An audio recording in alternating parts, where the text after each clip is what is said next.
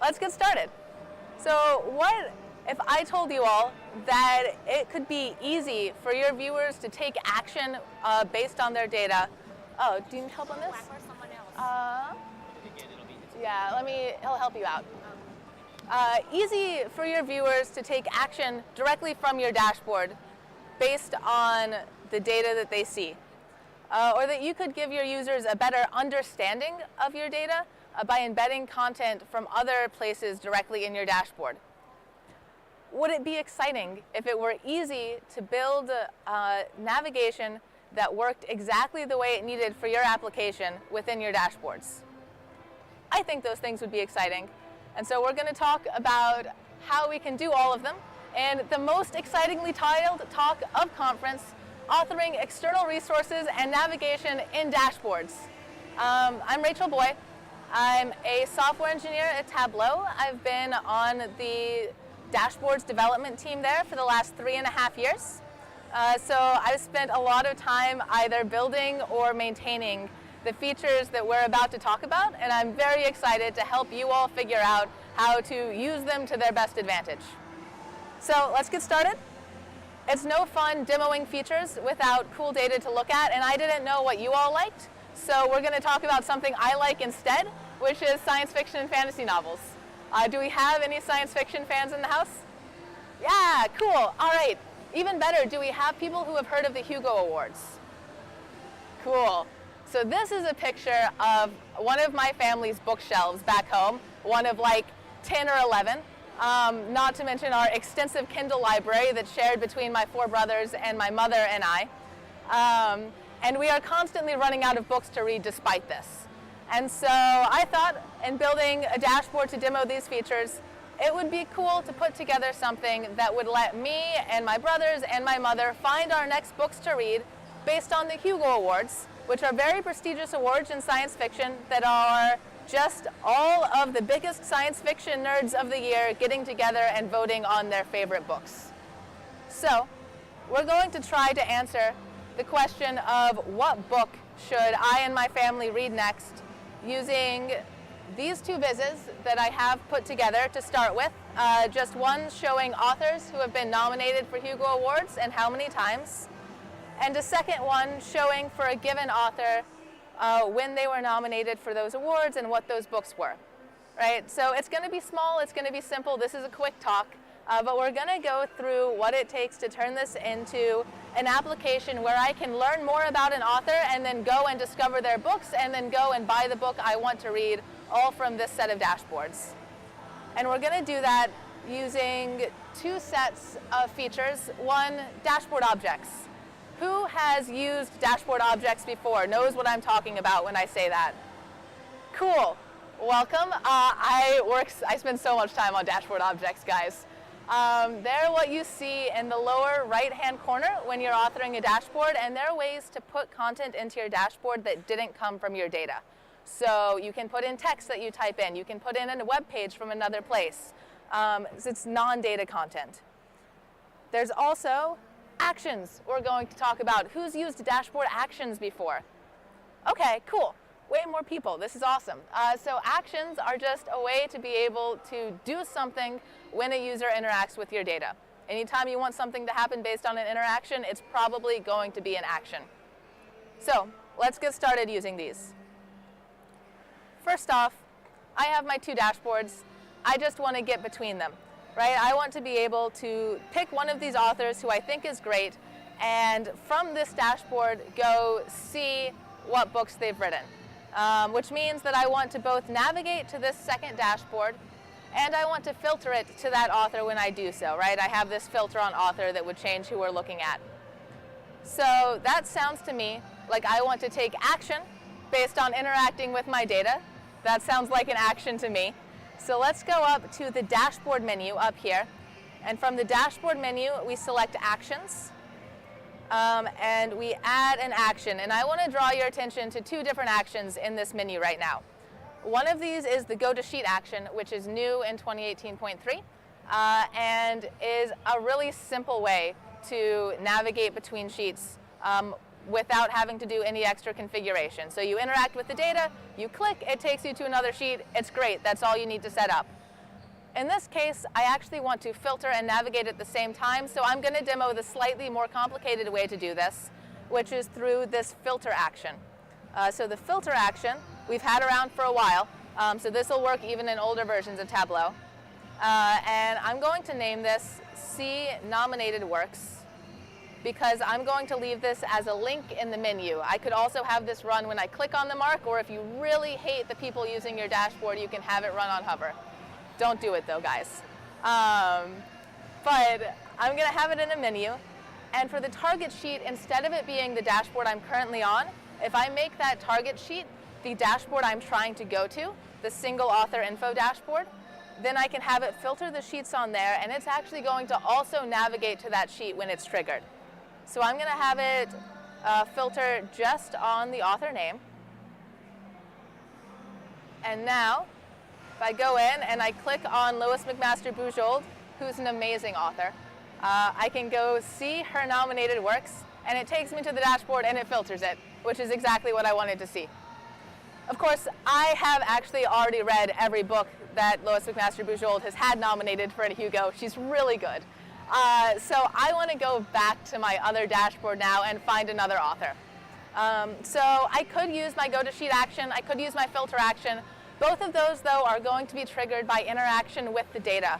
And so what that means is that when I have to interact with something on here to do that, I don't really want to drive this through one of these vizzes. I just want like a back button to click on, which is why we've added the button object down here in the object pane. If you're familiar with it from the 2018-3 beta, this is also in 2018-3. So I'm going to switch to floating and drag this button object out and just drop it right here. And you see it drops as some placeholder image. It doesn't do anything yet. But if I go into the menu and click Edit Button, this will let me say I want it to navigate back to all of the authors. And it'll let me pick an image for it to be. So I'm going to take this great green back arrow thing. And maybe I'll give it some tooltip text. Say back to all authors. Right? And then I can hit G to turn my grid on and sort of nudge it around here to get it in a better place. And so now I have a beautiful back button. The thing about this back button, when I am viewing, if I click on it, it will take me back to the other sheet. It's a huge pain in authoring to be clicking on your zones and have stuff jump around on you. So while you're in authoring mode, you need to either use this navigate option in the menu, or you can alt-click on the button. So that'll be authoring on desktop or authoring on server. But if you're in presentation mode on desktop or you're viewing on server, your users are just going to click on it. So here I'm going to navigate back, and I'm back to my original dashboard. This is awesome. I'm great at navigating, guys. So one other thing I want to point out about these is when you go to publish these workbooks, so I choose to publish this workbook, you're going to need to make sure that all the sheets you want your users to go to are actually published. So down here, sheets, I want to make sure both of these are published. If you don't publish a sheet, no viewer is ever going to see it. It doesn't matter how many buttons you have going there. But even though you need to publish all of them, you do not need to show sheets as tabs for any of these to work. So this is a way to get your navigation to work with just within your dashboard without having to have those gray tabs at the top. There are some subtleties about how filter actions will behave a little bit differently than go to sheet or buttons. And there's more on that in the appendix, and you can ask me questions about it at the end. For time, I'm not going to go into it unless somebody wants me to. But it's good to know. So let's cover all of our exciting ways to navigate. We can use the button object if we just want a picture that we click on to go somewhere. We can use the go to sheet action if we want to go somewhere based on interacting with our data. And if we want to both go there and filter, then we use the filter action. It's that easy. And be sure to make sure you publish every sheet you ever want a viewer to see. Cool. So we can move around these dashboards. Let's talk about taking some action based on what we do. So here I can get between them and I can say, okay, what's up with Connie Willis these days? What has she written recently? And I see her nominated works, and I've never read Passage, so this is great news for me. I want to go buy Passage on Kindle so that I and all of my brothers and my mother can go read it. I could go search for it on Amazon, but that's way harder than it needs to be. I want to just click something in this dashboard. I want to take some action based on my data. It sounds like it's time for another action. So let's go back to our dashboard menu, to our actions, and this time we're going to add a go to URL action. And so for this, I want to just use the URL for searching for something off of Amazon, which I copied earlier. Let's see if I can successfully copy paste. I'm normally okay at copy pasting. There we go. And if I put that in there, you'll see that I just took out the search text here. So this and field keywords equals. I went on Amazon, I searched for something, I took out the text that was in there that I had searched for, and I can now replace this with values from my data. So when you're using a URL action, you can put in values from the data you're interacting with. In this case, I want to search for the title, and sometimes the title's not specific enough, so I want to search for the title by a specific author. And now, if I test this link, it takes a random value from my data, and it searches for Friday by Robert Heinlein. Which is, I think, probably what I was looking for. So I'm going to name this something because, again, this is going to happen from my menu. So let's call this Buy on Amazon. And now, if I click on Passage and I click on Buy on Amazon, I can buy Passage by Connie Willis. So this is a great way to let people actually do something with the data that they've just seen on your dashboard. Go out and take some action in the world. URL actions can actually do more than just go to web pages, though. Who has heard of URL schemes or URI schemes? Yeah, we got a couple. All right, guys, this is going to be good. So a URL or URI scheme is that thing that goes at the front of the URL. So when you're going to a web page, it's HTTP or HTTPS, which means that the hypertext transfer protocol is go find a web page for me. And if you don't put a scheme at the front, then your operating system or browser will often interpret it to be go find a web page for me. But you might be familiar with mail to, which opens an email, or file, which opens a local file on your system. And it's possible that your application or an application that you use has a custom URL scheme. I know we have several customers who do. And so if you have an application you integrate with that has a URL scheme that will open up that application with some data, then you can use URL actions to send people to that application just by using that scheme. This is another thing where if you're interested, ask me questions about it at the end, and I'm happy to go into more detail because it can get a little bit intricate using this. But this is another cool way to drive action off of your dashboards. So that's neat. We can go buy books, but I've noticed something about my habits using this dashboard so far, which is that I've only looked at authors I already know. So how am I going to find out information about the authors I don't know? Let's go back to this dashboard. And ordinarily, I'd Google them, I'd look them up on Wikipedia. So let's put that information right in this dashboard so that I can find it there. So to embed external information, I'm going to use the Webpage object. And so I'm going to drag this out as tiled, and I'll just drop it here. And the Webpage object you can send to point to some static URL. So if I wanted to, I could say, okay, show me the Wikipedia article for the Hugo Awards. I'm almost certain this is going to work. Yeah, for the Hugo Awards. Let's move this caption off of there. But I don't want to just learn about the Hugo Awards on here. I want to learn about the specific authors that I'm looking at. So again, I want to drive some action happening based on interacting with this data. And what that's going to mean is another URL action. So let's go to actions, and let's add our go to URL action. And this time, let's point it to en.wikipedia.org/wiki/ and I just want it to be the Wikipedia page for my author name, which I created a calculated field that just formats this the way I want it to be formatted here. And now if I test this link, I can see that it's taking me to the Wikipedia page for one of the authors. So if I go back, this one, actually, this is pretty lightweight, right? It opens up in the dashboard. It doesn't take me anywhere. I'm okay with running this on select rather than as a menu action. So I'm going to switch it to select, just name it wiki. And now if I hit OK, then I click on Lois McMaster-Bujold, and I can learn right there about Lois McMaster-Bujold. Now, Rachel, I hear you saying, my last URL action opened up in the browser, but this URL action is opening up in the web page. What's going on? So the way that Tableau works right now is that if there is no web page object on your dashboard, then a URL action is going to run through the operating system if you are on desktop, or through the browser if you're on the web, which will normally just result in it opening up in a new tab in the browser. If you have a web page object on your dashboard, the URL action will currently always default to running through that new web page. And this is something that we're giving you guys more control over coming soon, but it's not released yet. So as of 18.3, any URL actions will by default run through the web page object if there's one present, or if not, they'll open up in a new tab in the browser. And this again has some interesting interactions with things like custom schemes that I encourage you to ask me about later if you're interested.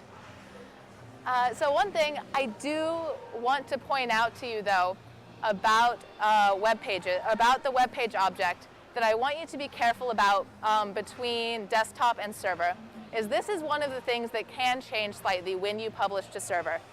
So here I have a dashboard that's showing 4 web page objects that all work totally fine on desktop. If I go look at this same web page on server, you'll see that only 2 of them load. And so the reason for that is that I'm currently on an HTTPS server. My server is secure. This is awesome. Use secure web pages, guys. But that means that I cannot embed a website where I've specified it's HTTP. And Tableau will give you an error message about that, and it's really easy to fix. Just switch your scheme to be HTTPS. Some web pages ask never to be embedded. Google.com, for example, says never embed me, and as a citizen of the web, we have to respect that. So when we're on server, there are some web pages we just can't embed in your dashboard. So if you're embedding a web page that you don't control, always check how it looks when published to server before you try to share it with people there. Okay, cool.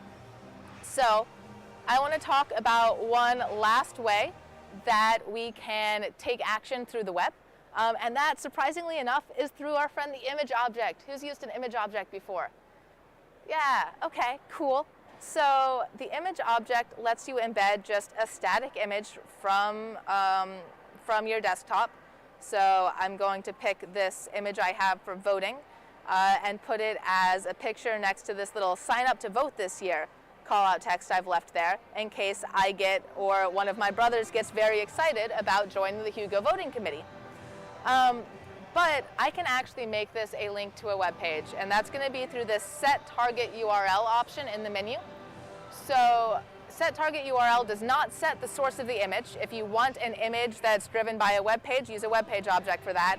Set target URL sets where you will go if you click on the image.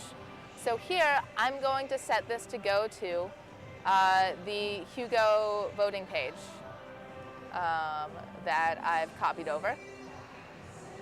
And so now if I click on this little image that I've added, I get to go vote in the Hugos. So so to summarize all of those ways of being able to interact with web pages from your dashboard, we have the image object, which you can use to click on just like a button and go to any whitelisted URL scheme. So one thing I forgot to call out earlier about using custom schemes, some schemes like Mail-to and HTTPS, those are always going to work. Some schemes are never going to work anywhere for security reasons. A lot of the custom schemes in that middle ground, on desktop, we're going to ask the user if they want to run them, and your user will get to say yes or no. On server, the server administrator controls that through the server whitelist. So if you're going to try to use a fancy custom scheme to do fancy custom things, talk to your server administrator about whitelisting it. So the image object, you can click on to trigger any URL. The web page object lets you embed web pages directly in your dashboard. And the URL action lets you trigger any URL by interacting with your data and including some values from your data in there if you want to. And always, always double check the behavior when published. So That is all the things that I wanted to absolutely make sure to show you guys, and we ended up with a pretty complete application here. So just to go through the workflow, we ended up with a dashboard where I can click around, learn about some author I've never heard of before. You know, who is David Brin and what does he do? I can go see his nominated works. I can find one of these that I think is worth reading. The Postman sounds familiar to me. And I can go buy it on Amazon for myself and my family to enjoy for at least a couple days before we need another book. So thank you guys for coming. I want to point you to a couple other talks. And also I'm going to open this up for questions at the end of this because we have about probably 10 minutes left for questions or for me diving into some of the stuff that I said wasn't necessarily going to be covered. So one of the ways of doing external resources I didn't talk about was dashboard extensions, which are cool. Dashboard extensions let you do so much stuff, and we have a lot of talks on them at conference. So these are two that I would recommend, but there are a lot more out there in terms of related sessions. And also, if you're going to start building dashboards with a lot of interesting interactivity and a lot of different ways for people to use them, you need to make sure that people can figure out how to use them. So start thinking about user design with these, and for that I recommend self-teaching dashboards and other similar talks about good dashboard design. I'm supposed to remind you to complete the survey on the app. If you get a chance, we super value the feedback. And that's all that I'm definitely going to talk about. So I'm open to questions from you all now, if you have any. Yeah.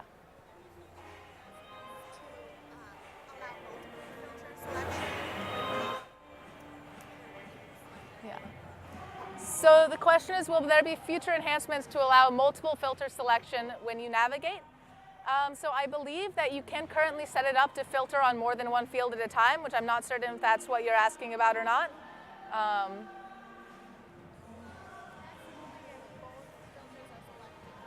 I see.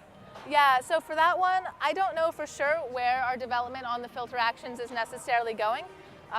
So for that, I'd probably recommend you go talk to maybe some of the visual analytics people who are out in those areas to see what they have to say. I'm not certain. Yeah.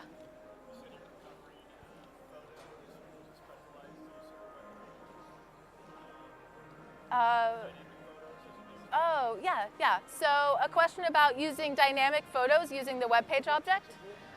So in order to have, say, a photo on your dashboard that changes based on what data you have selected, that's actually just a use of the URL action and the Webpage object together, where if you have a server that's hosting all of those pictures, then you can set up a URL action that points to that picture on that server, and it'll load that in that Webpage object. And that's a really easy way to get dynamic photos in there to show different products or different people or whatever you need to show. Yeah.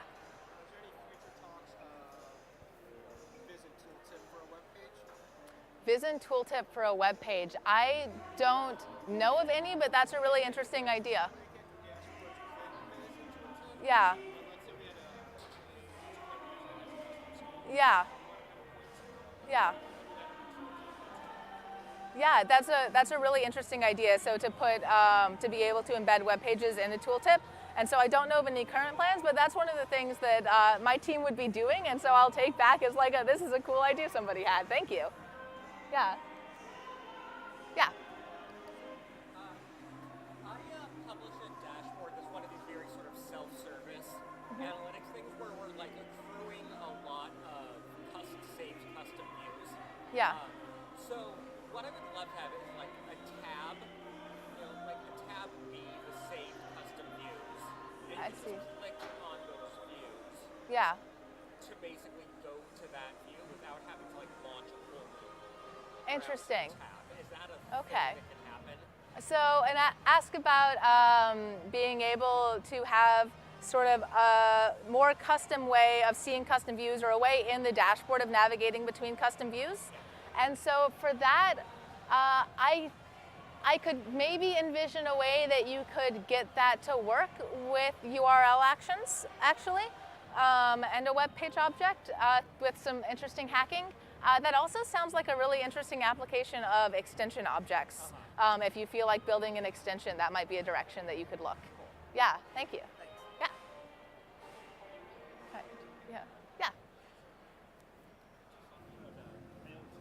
Yeah. I've also tried to do that with the phone. Where Yeah. you touch the phone number, Yeah. you call somebody, whether they have Skype or anything, but it doesn't work. I didn't know if there's a certain way to set that up, but that just doesn't. Okay. Yeah, so a question about for custom URL schemes, there's a scheme that will open up a phone number to call somebody from your phone. If you want to, say, send a text or make a phone call from a dashboard. And so if that's not working, so there are some interactions. If you have a web page object on your dashboard, then even custom schemes will try to run through the web page object, and sometimes that will prevent them from working. So that might be the case, and if that's not what's working, then I'd super recommend the Dr. Minute Clinic as a way to just sit down with someone and get some time debugging it. Because yeah, I think that should be an application that should be able to work. Yeah. Uh-huh. I know that there's browser specific Okay. for that situation. Okay. Yeah. They're on that. So once you Cool. get those services, Yeah. make sure they're using Okay. Yeah, so we have an answer from another customer actually for that question, which is that it's probably browser specific. Not all browsers will allow it. So once you have it set up, it sounds like IE, Chrome, and Firefox, you said? One of them works and some of the others don't. Yeah. And that's actually, so that's the case for things like opening a local file. A lot of browsers won't allow you to do that for the web from security reasons. So even if it's whitelisted, the file scheme won't work unless I believe IE thinks it's totally fine for web pages to open your local files. And so you can have those things work through IE, for example. Yeah. extensions or things like that to exploit curl commands as far as doing like a Solar search? So a question about using extensions for exploiting curl commands to do a Solar search, which has a lot of keywords that are outside my area of expertise, unfortunately. So I think that you probably could. I don't know enough about it to know how, but that's like, I think yes, and I feel like there's probably someone out there who has. Like I definitely talk to the developer platform people about it maybe, yeah. Somebody over there that knows a lot about the new JDBC connector that's coming out? Yeah. I'm also not certain on that, but the keywords developer platform I think would be what I would look for. I believe we have a developer platform booth, and I think those would be the people. Yeah. Yeah. Uh-huh. Just use sheets Um, and then point to those sheets, or sorry, Yeah. stories. yeah. Stories. Like an option or not? Yeah, so a question about using stories to jump between the between custom views. So I don't think that that would work for custom views necessarily, just because custom views are typically something that the user sets up within server, and so like you could set up deltas on a story that would be specific views the author had set up. But I don't know that that would let people dynamically add themselves to it, which might be a difference. Yeah. All right. Anybody else? Yeah. Yeah. Is there any place around here to see that, or do you have an example? My yeah. interest is in doing inline if you have like a catalog, if Yeah. you have to purchase. Rows 1's photo, row 2's. Yeah, let's just sit down and demo that right now. That sounds good. Yeah. So I should get off this podium for the next speaker probably, but if anyone's interested in the dynamic photo hack, I'll go sit out at one of those tables over there and we can talk about it. How come it didn't get a course error? Is it opening as another iframe within the browser? Yeah. Because I was expecting to see the course error, cross-origin request. Oh, yeah, so that actually was the error that happened with Google. So when Google failed to load, that was the cross-origin error. And if I'd opened up the developer tools, it would have been in the console there. So there's a specific setting needs to be done under the web server side to allow this course? Yeah, so if you want to be able to embed a web page, that web page needs to have its cross-origin options set so that it allows embedding. And I don't remember exactly what that is.